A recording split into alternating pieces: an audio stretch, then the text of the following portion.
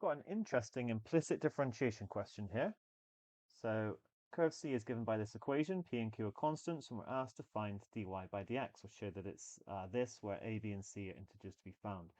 Well, let's differentiate every term, basically. So differentiate Px cubed is going to give 3, so I should probably say d by dx both sides. 3px squared plus, now I need to use the product rule here. So qx can be one term and y the other term. So differentiate qx to give q, and then I'm left with y, and then differentiate y to give dy by dx, so qx dy by dx. And then chain rule on 3y squared, so it would be 6y, and then dy by dx. I've done that quite quickly, but make sure you practice your implicit differentiation if you're not happy with that. Product rule and chain rule involved. Okay, let's make dy by dx a subject. I'm going to factorize it out.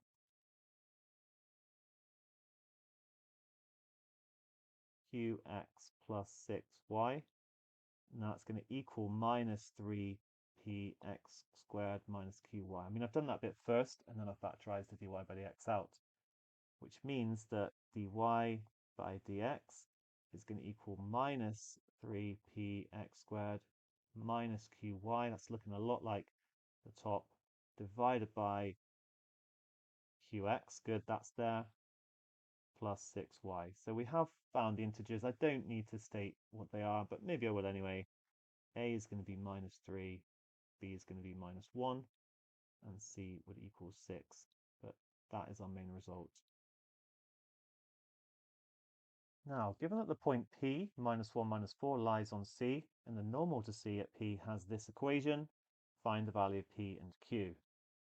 Okay, let's deal with the point minus 1, minus 4 to start with. So I can sub in x equals minus 1, which will give me minus p. I'm subbing it into here, minus p, because minus 1 cubed is minus 1.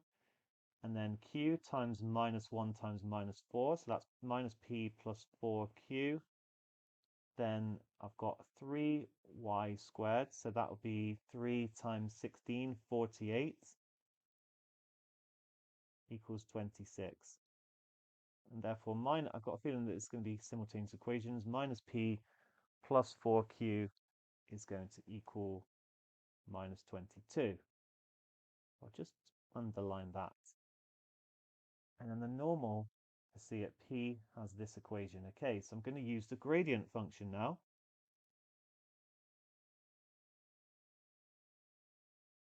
And it's going to be very similar. So, okay,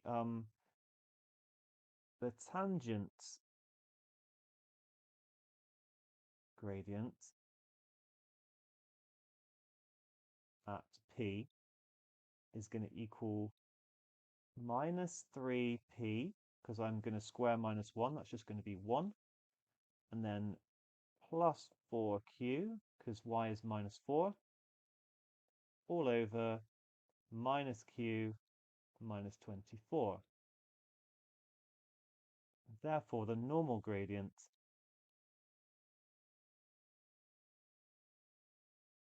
will be the negative reciprocal. So minus q minus 24 over minus 3p plus 4q. Actually, I can simplify that. I can bring the minus in and just make it q plus 24 over minus 3p plus 4q.